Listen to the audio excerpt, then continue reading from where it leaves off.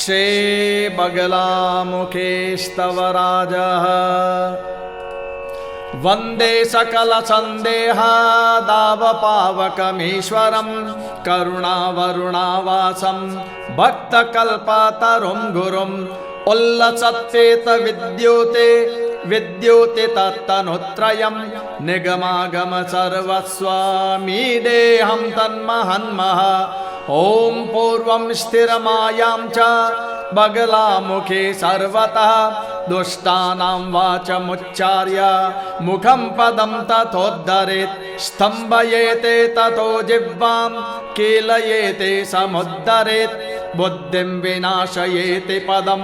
स्थिरमायामनुस्मरेत् प्रणवं वह्निजाया चेत् येव पैताम्बरो मनो पातु मां सर्वदा सर्वं निग्रहानुग्रहक्षमः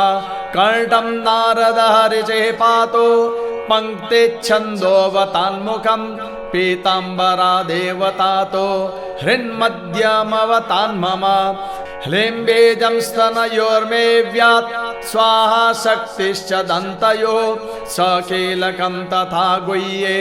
विनयोगोऽवताद्वपुः षड्दीर्घभाजा बीजेन व्यासो व्यन्मेकरादिकं द्विपञ्च पञ्चनन्देषु दशभिर्मन्त्रवर्णकै षडङ्गकल्पना पातु षडङ्गानेयनुक्रमात् ऐं विद्यात् तत्त्वं क्लीं माया तत्त्वं साश्च शिवात्मकं तत्त्वत्रयं संबीजं च मूलं हृत्कण्ठं मध्यगः सुदब्धौ हेमभूरूढ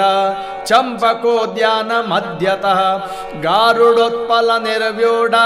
स्वर्णसिंहासनोपरि स्वर्णपङ्कजसंविष्टां त्रिनेत्रां शशिशेखरां पीतालङ्कारावसनां मल्ले चन्दनशोभितां सव्याभां पञ्चशाखायां वज्रजिह्वां च बिभ्रतीं मुद्गरं नागपाशं च दक्षिणाभ्यं मदालसां भक्तारे विग्रहोद्योग प्रगल्भां बगलामुखीं ध्यायमानस्य मे पातो शास्त्रवोद्वेषणे वृषं भूकलादलदिक्पत्र षट्कोणं त्र्यस्त्रबैन्दुकं यन्त्रं पैताम्बरं पातो सामां पायाद विग्रह आधारशक्तिमारभ्य ज्ञानात्मान्तास्तु शक्तयः पीठाद्यः पान्तु पीठेत्रं प्रथमं मां च रक्षतु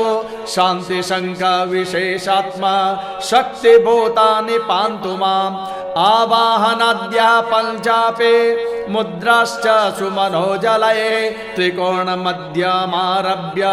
पूजिता बगलामुखे क्रोधिनि स्तम्भिनि चापे दारिण्यश्चापि मध्यगः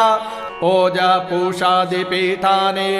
कोणाग्रेषु स्थितानि वै त्रिकोणबाह्यतः सिद्धनाथाद्या गुरवस्तथा सिद्धनाथः सिद्धानन्दनाथः सिद्धपरमेष्टिः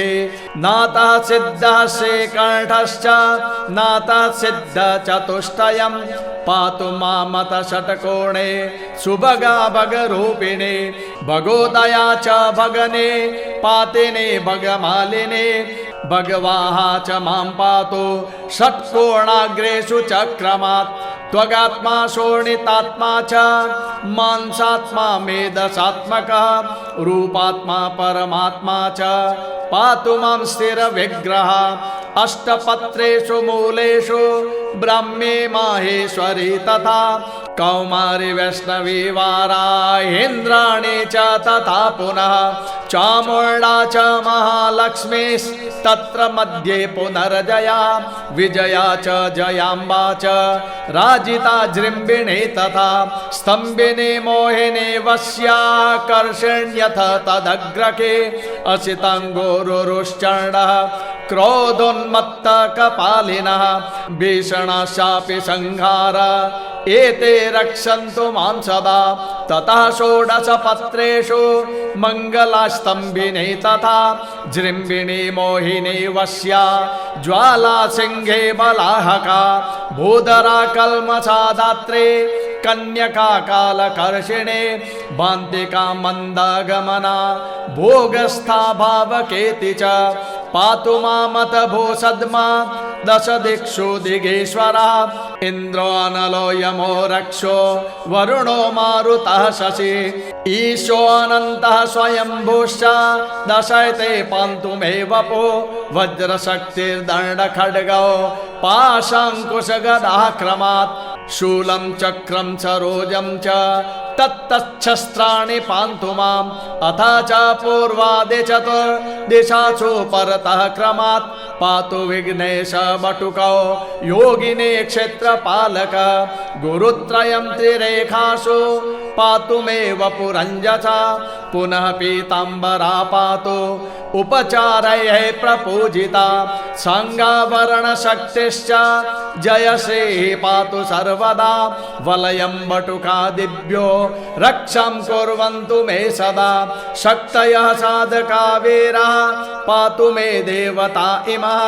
इत्यर्चाक्रमतः प्रोक्तं स्तोत्रं पैताम्बरं परं यः पठेत् सकृदप्येतत् सोऽर्चाफलमवाप्नुयात् सर्वथा कारयेत् क्षिप्रं प्रपद्यन्ते गदातुरान् राजानो राजपत्न्यश्च पौरजानपदास्तथा वशगास्तस्य जायन्ते सततं सेवका इव गुरुकल्पाश्च विबुधा मूकतां यन्ति ते ग्रता स्थिरा भवति तद्गेहे चपला मे हरे प्रिया पीताम्बराङ्गवसनो यदि लक्ष्य संख्यं पैताम्बरं मनुममुं प्रजपेन्नरो यः हिमी सकृन्नियमवान् विधिना हरिद्रा मालां ददत् भवति तत् वशगात्रिलोके भवाने बगलामुखे त्रिदशकल्पवल्ले प्रभो कृपाजलनिधे तव चरणधूतबाधाखिल सुरासुरनराधिका सकलभक्तभाग्यप्रदे त्वदङ्ग्रेसरशिरोह द्वयमहं तु ध्याये सदा त्वमस्य जगतां जने स्थितिविनाशबीजं निज प्रकाश बहुलद्युतिर्भवति भक्तहृन्मध्यगा त्रयी मनो सुपूजिता हरिहरादिवृन्दारकैरनुक्षणम् अनुक्षणं मयि शिवे क्षणं वीक्ष्यताम् शिवे तव तनोमहं